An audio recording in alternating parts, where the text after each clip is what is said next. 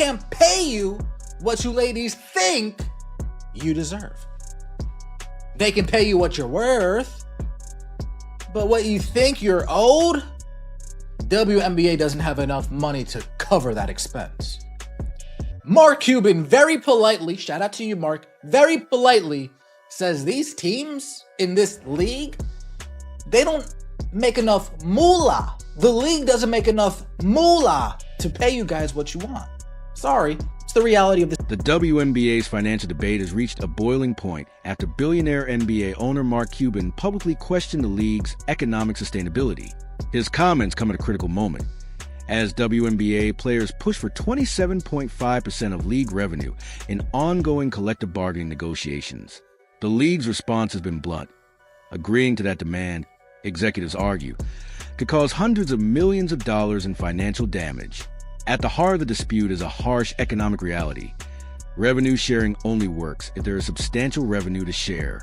Unlike the NBA, where players receive roughly 50% of basketball-related income, the WNBA has operated for 27 years with financial backing from its NBA parent. Many teams reportedly struggle to generate enough independent cash flow to cover current salaries, let alone significantly increase them. Complicating matters further is the rise of NIL, name, image, likeness, money in women's college basketball. Top college stars are reportedly earning between $500,000 and $2 million annually, in some cases more than WNBA starters. That creates a difficult recruiting dynamic. Elite players may face pay cuts upon turning professional. Similar situations have appeared in football, where players like Cam Ward have weighed college earnings against rookie contracts. The financial ecosystem of college sports has changed dramatically, and the WNBA must now compete within that new landscape. Cuban has proposed a controversial alternative: allow WNBA teams to formally facilitate NIL-style sponsorship deals between players and corporate partners, with payments coming directly from sponsors rather than team salary caps.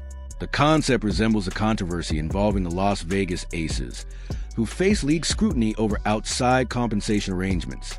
Cuban's argument is simple. Instead of punishing such arrangements, legalize and regulate them. Create structured sponsorship systems that supplement base salaries without further straining team finances.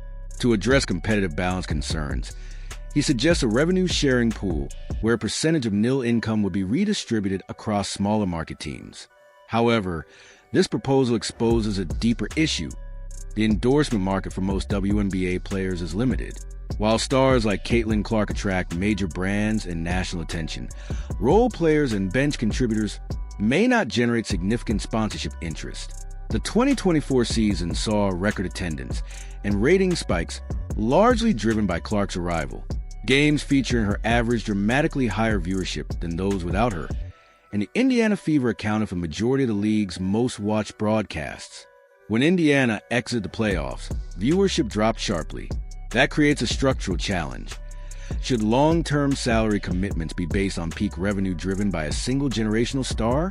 Commissioner Kathy Engelbert has emphasized league growth, expansion, and increased investment, pointing to a 48% attendance jump and record playoff numbers. Yet the revenue gap between leagues remains vast. The NBA generates roughly $10 billion annually, while the WNBA generates a fraction of that figure. Even accounting for differences in season length and scale, the financial disparity is enormous.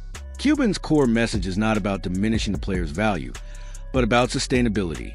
If teams already operate at a loss, dramatically increasing guaranteed revenue shares could deepen deficits beyond what NBA ownership groups are willing to subsidize. His NIL-based model attempts to connect compensation more directly to market demand while preserving baseline salaries. Critics argue that such a structure would further amplify disparities between stars and role players, and between large and small markets. Supporters counter that it reflects economic reality.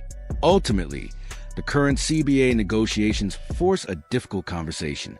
Players seek compensation that reflects recent growth and rising visibility. The league warns against building financial commitments on what may be a temporary spike. The broader question remains unresolved. Can the WNBA evolve into a self-sustaining professional league under traditional revenue share models? Or does it require a hybrid system blending league salaries with external sponsorship support? The outcome of these negotiations may determine not only the structure of player compensation, but the long-term financial blueprint of the league itself.